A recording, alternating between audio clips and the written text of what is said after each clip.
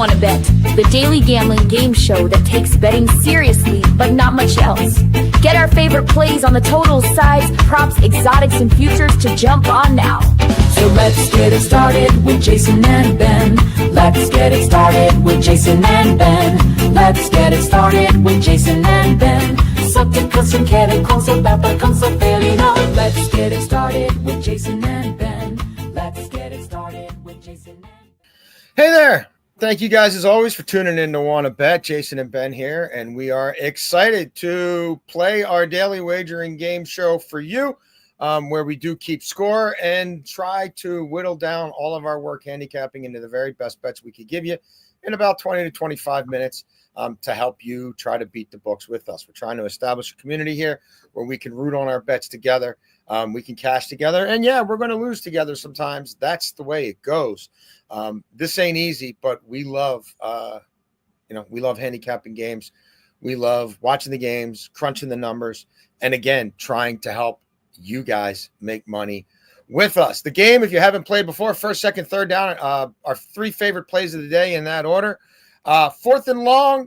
Yeah, sometimes it's a fourth and long segment where we look at long shot bets or long-term bets like futures. Today, it's going to be fourth and short. We've been doing a pretty good job for you guys making money on quick hitters in various sports, mostly baseball this time of year. Nerfies, Yerfies, first three bets, first 5-inning bets, things like that. We've got some Nerfies that we feel strongly about today. And then overtime, it's a Wednesday. So as always, we'll go through the 4-game PLL slate. Playoffs just around the corner in the Premier Lacrosse League. Ben and I have been doing a really good job handicapping those games. We'll tell you the plays we've made in the PLL. But Ben, as always, before we go any further, about last night. Yeah, so look, treading water. I'm in a bit of a downturn this week. Like, not going to lie to you guys, we were pushing 40 units about 8 days ago, like over 40 units in 2 months of doing this show. I'd love to maintain that pace. I strive to maintain that pace. It's difficult. Club Leon got us the early goal we wanted last night, and then they kind of bunkered and shelled it in, and they were lucky, frankly, not to lose to Montreal. Red Sox took care of business easily. We've got some Champions League games that we've given you out already. If you want to get up to speed on those, they're being played today. You can look in our Super Discord and find all my Champions League qualifying bets there. Beltway Ben, how'd last night go for you? Yeah, it was tough. Of course, we had the WNBA parlay that didn't cash because the dream kind of fell apart late. We lost that Cubs series future that we had because the Brewers just beat up on them. Yeah. And I'm starting to get a little concerned about the Cubs, but Yes. hopefully they can add something in the next 2 days. Max Fried, dog, went out there with 95 pitches in the seventh, got 3 outs for us. So that, and we only needed one, but plus 130 cash there, which was nice. And then the Angel Reese double-doubles play, like, it's still alive. She got another double-double last night, and I think she gets us 5 more to get that nice plus 170 cash. So kind of tough going, a little bit down. And like you said, somewhat treading water, but I am very confident we're going to get this thing pushing strong, especially in the next few weeks with college football and NFL getting here in no time. Absolutely. We are going to hit on a number of sports today because Ben and I are constantly evaluating the markets in various sports. Beltway Ben, what is your first bet of the day, my friend? Yeah, I wanted to get this one out quick just because the game starts very shortly. And it's Jose Barrios, over 15.5 outs recorded. I really could not believe this line when he's over in 17 of 21 starts. I get it. Orioles lineup against right-handed pitching at home is one of the best in the major leagues. Even with their struggles, they've been very, very good. But this is a guy in Barrios who's went into Camden Yards before and shut down this lineup. And I know the Orioles lineup's hot. They're playing very good baseball, but he's got a 3.3 ERA on the road compared to 4.34 at home. He's pitched in playoff games. He's pitched in big matchups. And for them, quite honestly, this is a must-win game. If you drop 4 to the worst team in the division, I don't care if it's on the road, I don't care if it's at home, that's brutal. So he's the second best guy in the rotation. To me, he might be the best because Gosman's kind of fallen off, and he's a veteran. They need him to get through 6 with the way that bullpen is. They trade for Sir Anthony Dominguez yesterday. He goes out there the same night, gets 3 outs, but they lost. And I just think that he has to go 6 for them to, A, be in this game, and to just save that bullpen a little bit because it's been used so much coming off of the doubleheader, coming off of the first matchup where Bassett couldn't get you through 4. There's the vet in this staff has to get it done. So I like him over 15.5 outs recorded at minus 130. Well, look, and even if he doesn't have his best stuff, like say Charlie Morton for the Orioles in the other side of this matchup, right? A couple days ago, he's got to eat outs because the Yep. bullpen is absolutely shelled right now. Not only was Dominguez traded yesterday, he was traded between games. He literally changed uniforms, changed clubhouses between games, and then is pitching a couple hours later against his former team for Toronto because the Blue Jays bullpen is in disrepair. Schneider was a little quick with the hook early in this series, I felt like, and now they're paying for it, and he's got to ride. I'm with you. He's got to ride his ace today. First down for me, we're going back to Leagues Cup, MLS against Liga MX. Again, we were on Club Lyon last night. I thought they could get the win in Montreal. They did not. I'm playing a lot of Mexican sides in the first leg of this tournament. It may backfire on me, but I think MLS showed well in it last year, and it's got the Mexican team's attention. Club America, if you don't follow soccer, is undoubtedly the number one club team on this continent. They are the number one most prestigious club team in North America, and I don't really think there's a whole lot of debate about that. Is this their best version? No.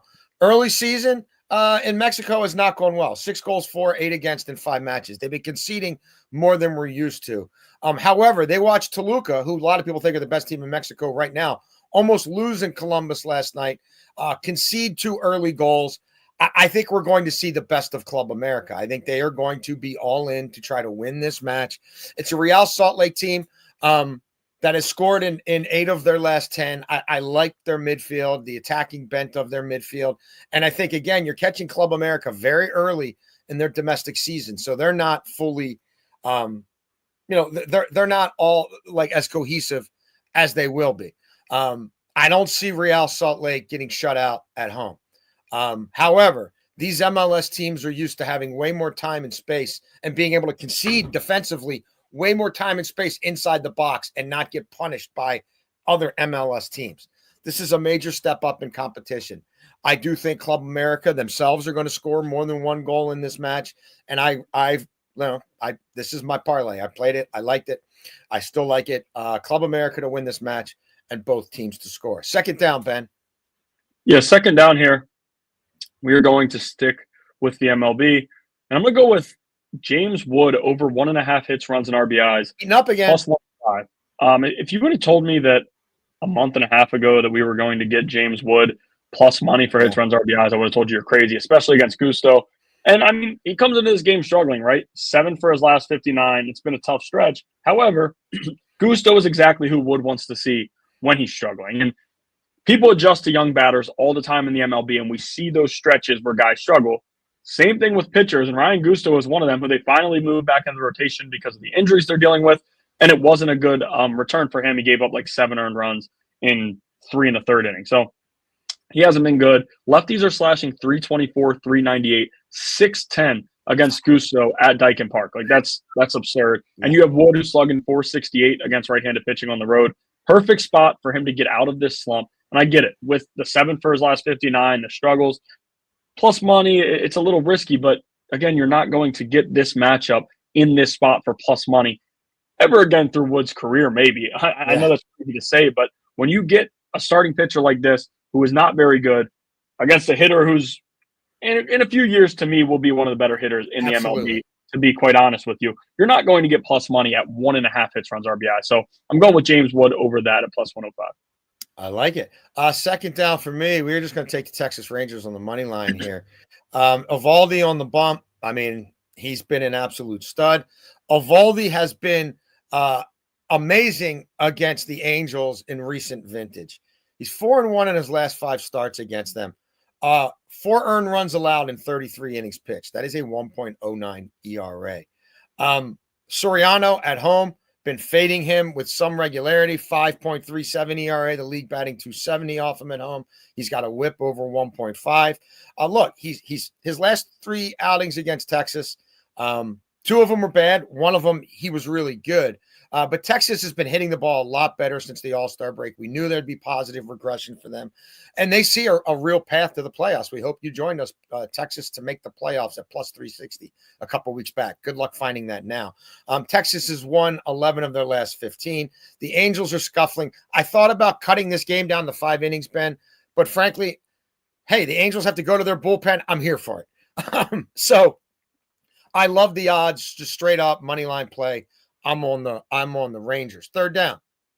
Yeah, I'm also on the Rangers. You can make that an official play for me as well. And big thing, like Soriano's got a 12.1% walk rate at home. That's awful. And Texas has a 9.9% walk rate against right-handed pitching since June 1st, which is the best in the MLB. This team has to get to him today. And again, when you're in the playoff push, and I know the Angels are saying that they don't know which way to go, but I think the Rangers will finish them today. So I also do like that play and would give it out as an official play. But here, going to go to the NFL, and like when I was going through a lot of NFL props that I was looking at, and like this one is my favorite probably. And that's why, I mean, quite honestly, to win 2 units, it will be nice. a 2-unit play Gigi, here. A rare Gigi appearance. Hi, Gigi. It's rare. It's rare that I get to that, but like Evan Ingram over 575.5 receiving yards at minus 110 is a must play for me. He's over this in 5 of 8 seasons in his career. Cleared it easily in his first 2 seasons with the Jaguars, but he dealt with the injury last year, and we know the questionable quarterback play. Lawrence dealt with some injuries, and even before that, he wasn't very good. Now he goes to Denver, and we know the history Sean Payton has with tight ends. And you had last year, like Kroll, Adkins, Troutman, like those are a few guys that have had history with Payton in New Orleans, but none of those guys really demand the ball or do anything. 25.6% target rate last season for Evan Ingram, which ranked 3rd among tight ends. And I get it. Jacksonville wasn't very good. It's a different situation, but he gets open. He has the yak ability, and he's a different type of tight end. All the reports say that Nix is looking Ingram's way early and often, and he's going to be a significant contributor, a part of this offense. They just extended Courtland Sutton, and he's going to be the number 1 target. We know that. But to me, Ingram's going to be number 2, and he's going to be second on this team in reception. Sean Payton called him the joker for this Broncos offense, and he's the hybrid slot. He can play in line. He can play out wide. Can do all these different things. We need him to average 34 yards per game if he plays all 17. He's had a number of games through his career where he's had 100-plus yards. And to me, like, Bo Nix didn't get the luxury of playing with a good tight end as a rookie. Yeah. We usually see rookie quarterbacks love throwing to their tight end. Nix is still young, and now you're giving him I would say borderline elite tight end in Evan Ingram when he's on the field. I like this over 575.5. The only thing that's holding this back is injury, and I think he's going to be healthy because he's done it. Yeah, look, Sean Payton knows what he's doing here. People can knock on Evan Ingram as a glorified wide receiver who doesn't block. Guess who else was that?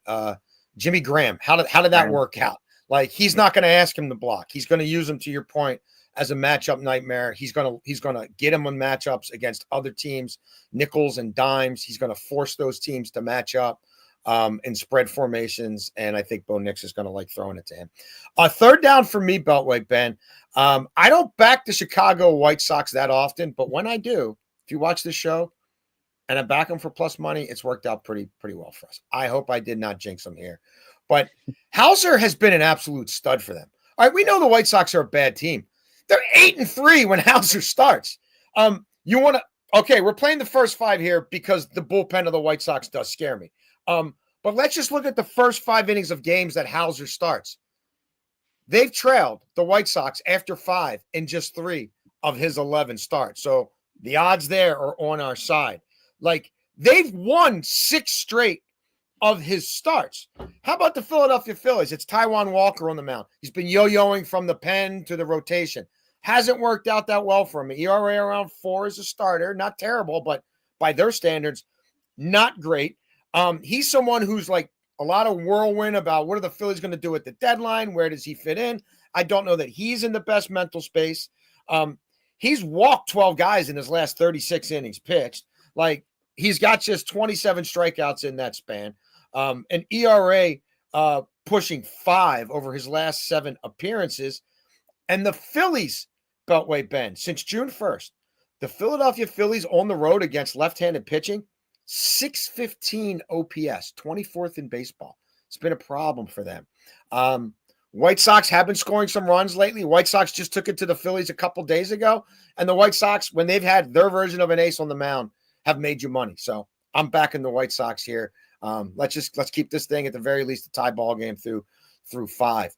4th and long today. It hasn't been 4th and long a whole lot lately. It's been a lot of 4th and very short. And we've had, again, a lot of success on Nerfies, Yerfies, Nerfy and Yerfy. Does no run first inning. Yes, run first inning. Parlays. And I don't always find ones that I like, and I don't like push it if I don't feel it and I don't really like it and I don't feel comfortable playing it. But I did like a couple today, Beltway. Ben, what about you? Yeah, there's one that I really, really like and can't believe that we can get it at minus 130, to be quite honest with you. It's the Giants and Pirates, Nerfy, and both of these teams just hit yesterday, this cast. You have Mike Burrows versus Logan Webb. Logan Webb's in a tough spot, and he's not pitching very well, but he is 16-6 to the Nerfy this season. He's also been much better at home, and I think he's going to be able to limit this Pirates lineup that sometimes there's guys in the lineup that I don't understand how they get it done, but Webb has had success against a number of these guys. Then you have Burrows, who he's 8-3 to the Nerfy, and he's hit 5 straight Nerfies on the mound. Both of these teams are over 70% cash Nerfy this season. So at minus 130 with Logan Webb, one of the league's best home starting pitchers in the MLB, against Burrows, who's facing a Giants lineup that after the Devers trade, I'm like, oh my gosh, I'm buying it. This is going to be legit. It just hasn't. And you're going to see Willy Adames, who's hitting like 220, not doing much at all early on. And then you get Rafael Devers, who swinging and missing more than he was earlier in the year. And it's crazy to think. And he still hits some for power there, but I'm just not fully buying that. So I do like this Nerfy here. Giants, Pirates, minus 130. And you can parlay that. The other one that I do like is the Cubs, Brewers with Imanaga and Freddie Peralta. And I talked about Logan Webb being one of the best home starting pitchers in the MLB. Freddie Peralta has him beat. Like Freddie Peralta at home, there aren't many starting pitchers in the MLB as good as he is. So I also do like that Nerfy parlay at plus 175. Okay, I'm going to work backwards a little bit here, but I'm going to start with the parlay. So this is in a parlay leg with me as well, for all the reasons that Ben just laid out. Again, Webb has allowed a first inning run in just one of his last 10 starts. Burrows has allowed a first inning run in just one of his last 10 starts. San Francisco is 30-23 to the Nerfy at home. And Pittsburgh on the year is a top 2 Nerfy team. 65-43 overall to the Nerfy, 32-20 on the road. And both offenses scuffling. So I like that as well. Now, I've parlayed it with another official play I have here, which is Cincinnati and the Dodgers Nerfy. You're getting this at plus money because it's a little dangerous. But I'll tell you why. Okay, so Ohtani's on the mound for the Dodgers. Enough said. I mean, he's only going to pitch 3 or 4 innings. He can treat it like a sprint. He's gotten better by the start. Yeah, that ballpark can be a little tough for everybody. And Cincinnati is a Yerfy team. But I'm counting on Ohtani, who struck out 4 times last night and is probably coming into this with a little bit of adrenaline, taking care of business in the first inning, which I don't think is a stretch. Now, again, you could tell me, boy, Nick Martinez is not very good. Nick Martinez has been pretty hittable this year. Okay, and that's true. But Nick Martinez in the first inning has a 2.14 ERA. The league's batting just 200 against him in the first inning. He's got a whip of 1.05. Nick Martinez, last 5 times he's faced the Dodgers, Beltway Ben, he's got a 1.46 ERA. Look at the top of the lineup. Ohtani's 0 for 4 against them. I get it, short sample size. Mookie Betts is 6 for 24. Freddie Freeman's 1 for 11. Is Will Smith going to bat in the top 3 today? I don't know. It's a day game after a night game. Maybe they throw him in there as a DH, but it also might be a day off for some of these guys. The Dodgers are playing the long game with the playoffs. So Martinez has been really good in the first inning. He's got really good splits against those guys, and I look for Ohtani to come in and do the job. So if you play this right now, you can get it that parlay over plus 250. Search around. I actually played it too soon. You can get even better value on it than when I played it and when I gave it to Ben for this show. It's a little risky. That's why the one leg is plus money on its own. But Martinez, I think, is in their heads a little bit. So I'm going to lean into that. Okay, it is a Wednesday.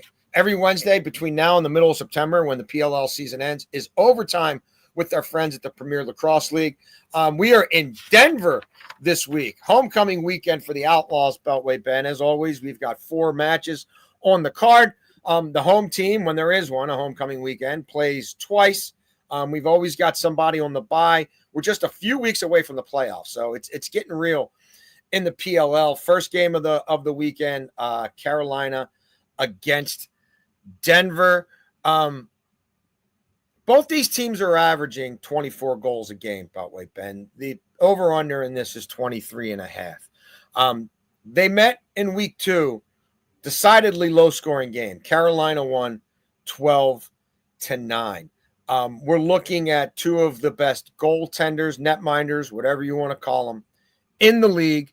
Again, playoffs are getting close. Things are not as loosey-goosey as early in the year. There's a lot of film on everybody.